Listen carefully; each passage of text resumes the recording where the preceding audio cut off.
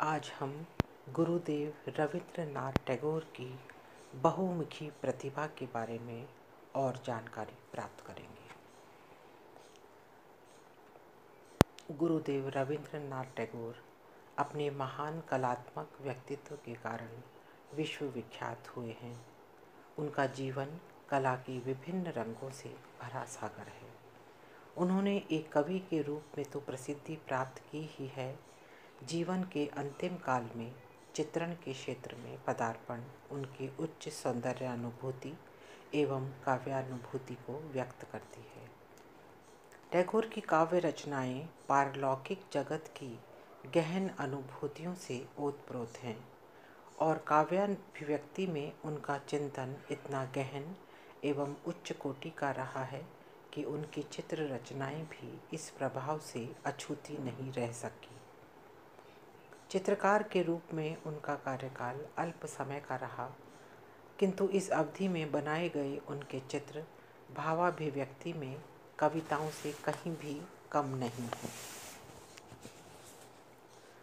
रविंद्रनाथ टैगोर के परिवार में सदा वैदिक मंत्रों का उच्चारण, शेक्सपियर और मार्ली जैसे महान कवियों की रचनाओं का अध्ययन होता रहता था। एक ओर जहाँ भारतीय कंठ संगीत तथा वाद्य संगीत का शास्त्रीय ज्ञान अनिवार्य था, वहीं दूसरी ओर पश्चिमी संगीत का ज्ञान भी इस परिवार से अछूता न रहा। इसी का परिणाम था कि व्यवहारिक तथा भावनात्मक दोनों क्षेत्रों में गुरुदेव पूर्वी व पश्चिमी सभ्यता के समन्वय के आदर्श को लेकर चले। सत्य को उन्होंने सार्वभौम माना है, पूरब और पश्चिम में उसे सीमित नहीं रखा। यही कारण है कि टैगोर की सार्वभौमिक विचारधारा विकसित होती गई। उन्होंने लिखा है, जब पूरब और पश्चिम से प्रवाहित होने वाले आदर्श की धाराएं अपनी मर्मर ध्वनि अर्थगत गंभीर संगम पर मिलती हैं, तब मेरी आत्मा आनंदित होती है। अतः स्पष्ट है कि परिवार का वातावरण मनुष्य के व्यक्तित्व निर्माण में सहायक होता है। इसी कारण टैगोर की काव्यात्मक एवं सौंदर्यात्मक प्रतिभा को प्रवाह मिला। अपने काव्य रचना आरंभ के संबंध में टैगोर ने कहा है, बाल्यावस्था में मेरे लिए एक भारी सुयोग यह था कि परिवार में दिन रात साहित्य की हवा बहती रहती थी।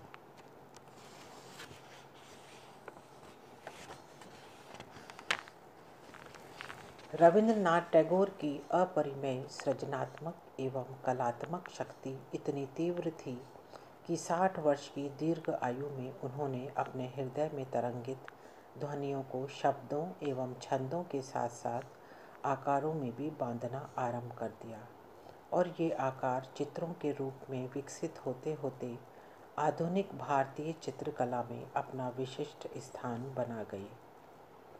ये आकार जानबूझकर किसी सिद्धांत को स्थापित करने के उद्देश्य से सोच समझकर नहीं बनाए गए, वरन इनका जन्म कविता लिखते लिखते आड़ी तिरछी रेखाएं खींचने से स्वतः हुआ। बाद में इन्हीं आड़ी तिरछी रेखाओं में कवि ने अपने हृदय की भावनाओं का मूर्त रूप पा लिया। इसके बारे में उन्होंने लिखा भी है, ये निरर्थक टेढ़ी सीधी पंक्तियाँ उनके अवचेतन को इस बात की प्रेरणा देंगी कि वे उन्हें व्यक्त करें।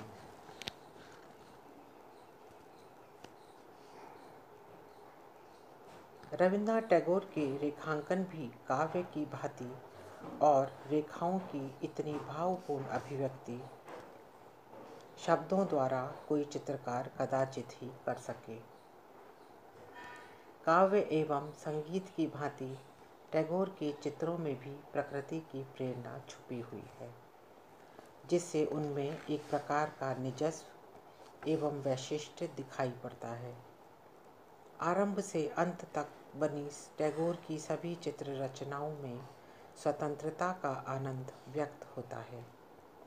चित्रों में स्वच्छता के साथ असाधारण सजीवता है, जिसमें निर्जीव वस्तुओं में भी स्पंदन दिखाई देता है। अतः स्पष्ट है कि प्राकृतिक, पारिवारिक एवं अंतःप्रेरणा से विकसित हुई टैगोर की बहुरंगीय कला प्रतिभा की रंगतें अपनी विशिष्टता व उत्कृष्टता लिए हुए है। पृथ्वी के चारों ओर बिखरा प्राकृतिक सौंदर्य अपने भिन्न भिन्न रूपों के साथ व्यक्त होने के लिए आतुर रहता है और सदा ही मानव को अपनी ओर आकर्षित करता रहता है। इसी कारण कवि रविंद्रनाथ अपने शैशव काल से ही प्रकृति के प्रति अंध आकर्षण अनुभव करने लगे थे और अपने इस आकर्षण का उन्होंने अपने काव्य में सरस चित्रण किया है। उदाहरण के लिए खिड़की से झांकती हुई डाली को देखकर एक बार उन्होंने कहा था, मूक पृथ्वी की बोलने की इच्छुक वाणी की भांति वृक्ष मेरी खिड़की तक आ गए हैं। अब यहाँ देखिए कि कवि की जो भावनाएं हैं वो कितनी काव्यात्मक हैं। इसी बारे में डॉक्टर राधाकृष्णन ने भी टैगोर को प्राकृतिक सौंदर्य में डूबा हुआ बताया है। उन्होंने लिखा है, ठाकुर का प्रत्येक कण प्राकृतिक सौंदर्य की भावना से ओतप्रोत है।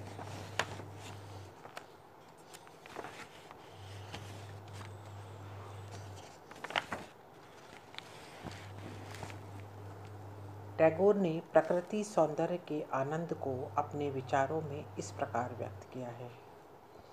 आनंद सर्वत्र है, वह धरती पर फैली हुई हरी भरी घास में है, आकाश की नीलिमा में है, बसंत के प्रमत्त प्राचुर्य में है, उदास शिशिर के कठोर संयम में है।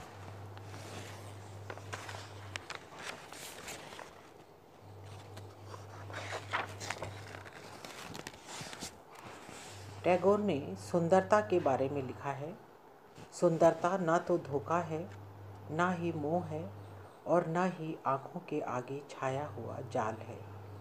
सुंदरता सत्य है। हमारे चारों तरफ बहुत सी तुच्छ एवं कुरूप वस्तुएं हैं, परंतु हमारी योग्यता उनमें भी सौंदर्य देखने की है। टैगोर के लिए सौंदर्य भाव की प्रत्येक स्थिति प्रकृति से संबंधित रही है और टैगोर ने अपनी सूक्ष्म एवं व्यापक अंतर्दृष्टि से प्रकृति में निहित सत्य एवं सौंदर्य का साक्षात्कार कर उसे हृदयग्राही रूप में अभिव्यक्त किया है। प्रकृति में अनेक वस्तुएं अस्त व्यस्त भी है तो अनेक वस्तुएं स्वाभाविक रूप से बिना कारण सुंदर भी दिखाई पड़ती हैं। इस सुंदरता को टैगोर ने सुंदर कहा और आँखों से न सुंदर दिखने वाली वस्तुओं को भी सुंदर ही कहा, क्योंकि उन्होंने सत्य को ही सौंदर्य का आधार माना है तथा इस कारण खिलते हुए फूल और गिरते हुए फूल दोनों में अपना अपना सत्य निहित है। अतः टैगोर ने उनसे एकाकार होकर उसी में सौंदर्य का अनुभव किया है।